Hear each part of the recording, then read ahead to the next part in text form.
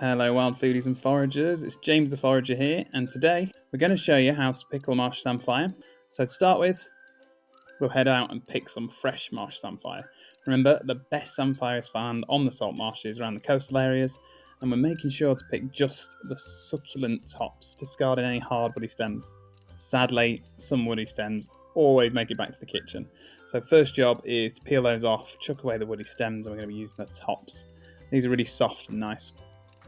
Next we'll go on to the pickle. So in a jar I've already got a mixture of 1 tablespoon of honey and 50 ml of water. I used hot water so the honey would dilute a little bit. We'll add about 1/4 teaspoon of coriander seeds, same in fennel seeds, something to bring that slightly aromatic touch. Alexander's seeds would work really well if we got going forage ingredient, and wild carrot or Queen Anne's lace seeds would work really well as well. So it's time to add our fresh picked marsh samphire. So we'll just make sure to pack the jar tightly. I'm actually a bit short here on a marsh samphire because I've been making loads into samphire caramel ice cream, which is unreal. But I'm going to finish up what I've got here.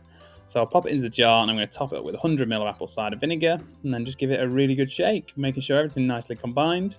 I'm going to let this sit for about a week so the flavours infuse nicely. It's quite a sweet pickle because the samphire is salty. It works really well. And then I'll just jump straight in and I'll enjoy it. So yeah, this can go really nice with a charcuterie board, on top of a salad, even as a condiment to serve on top of seafood dishes. Works really well. You can always experiment with different spices that you like, different pickling liquors, stuff like that. But other than that, enjoy pickled marsh samphire.